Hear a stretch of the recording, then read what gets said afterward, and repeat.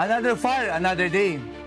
Once again, nandito po ako. I'm Winston Galang. I'm the President and CEO of Renault Max Philippines.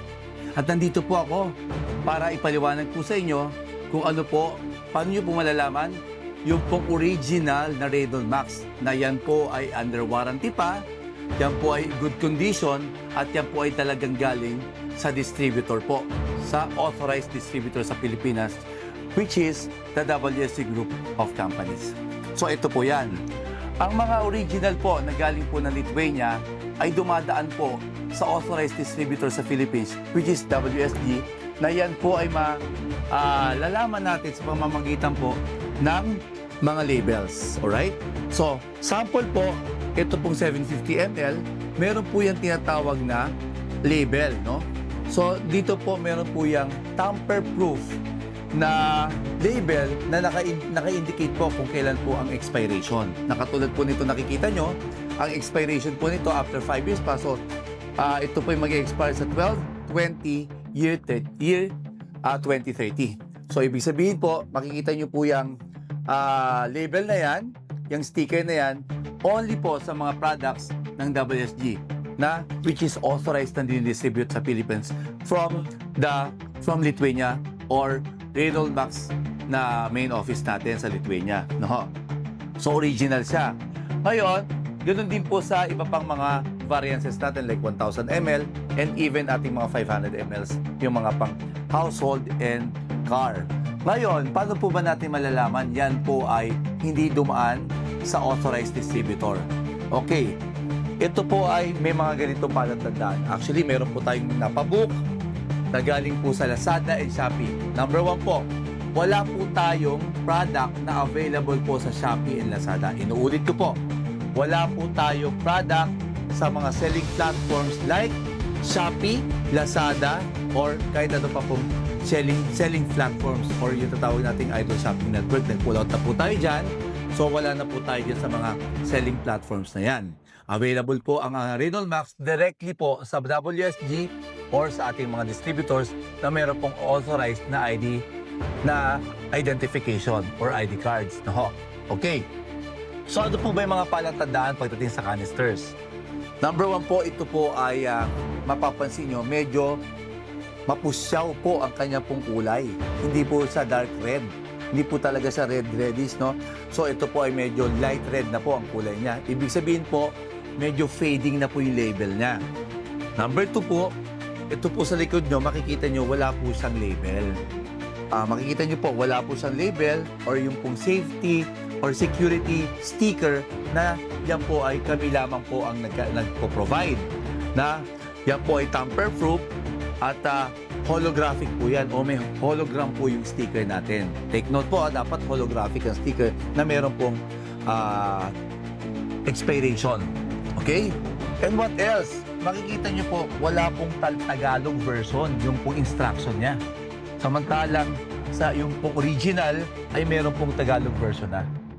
What else? Mapapansin nyo po, nandiyan po yung ating mga markings, yung ating mga marks, no? Andiyan po yung WSG Group, nandiyan po yung DTI, yung Marina, and yung MPDS din.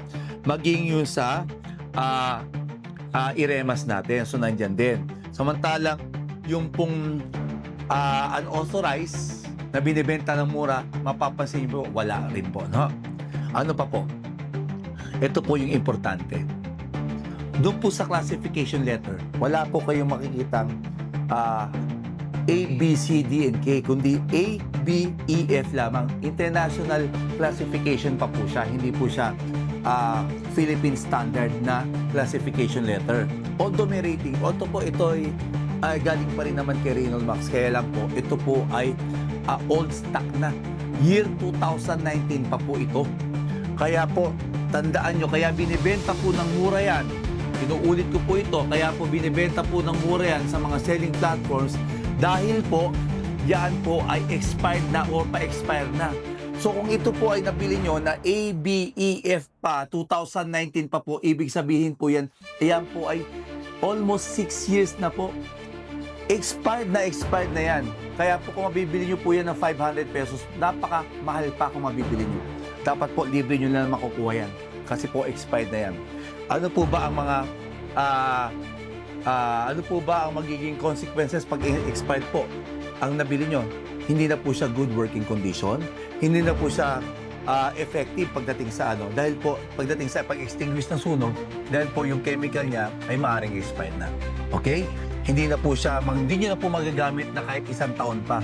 Samantalang si Reynolds Max, na galing po sa atin, sa authorized distributor, 5 taon nyo pong gagamitin na wala pong maintenance, walang refill, at wala po kayong dapat isipin pagdating po sa inyo pong FSIC compliance. Okay? So, ano pa po ba? Shopee, Lazada, automatic po pag kayo nakabili dyan, yan po ay hindi natin otorisado.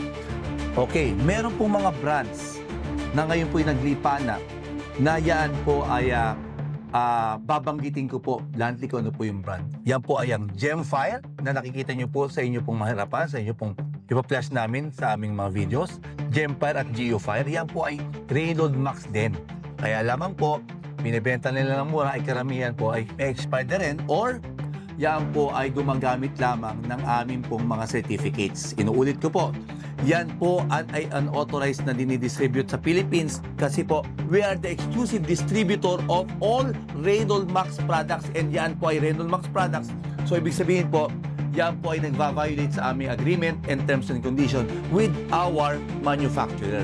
So yan po ay illegal na binebenta po sa Pilipinas. Illegal, it means hindi po nag-a-abide sa batas at yan po ay nag-violate ng aming agreement with the manufacturer. Kaya mag-ingat po kayo sa pagbili ng mga yan at para po kayong bumibili ng nakaw. Inuulit ko po, para po kayong bumibili ng nakaw dahil yan po ay hindi otorisado, i-distribute dito dahil yan po ay meron kaming kasunduan ng principal nung may-ari ng Reynolds Max na bawal po na kahit anumang product nila na i-distribute dito na hindi dadaan sa inyo pong lingkod sa Reynolds Max Philippines o WSG Group. So doon na po tayo sa sigurado at doon po tayo sa safety pa po tayo lalo. No? Okay. So dahil po sa mga bagay na ito na may mga product po na nakalusot, no? Nakalusot at binibenta ng unauthorized sa market or illegal, kami po ay nangangako na kami po ay magsasampa ng kaukulang kaso sa mga distributors, sa mga nagpapakalat po nito mga produkto to at maging sa mga bumibili. Kaya po mag-ingat po tayo. At para po tayo, sabi ko nga, para po tayong bumibili ng nakaw na alam nyo naman may anti-fencing law pagdating sa nakaw. Ganun din po sa pagbili ng mga illegal products. So tandaan po natin, doon na po tayo sa sigurado. Maraming salamat. Inuulit ko po, Reynolds Max, yung pong original from WSG Group. Reynolds Max, stronger than fire.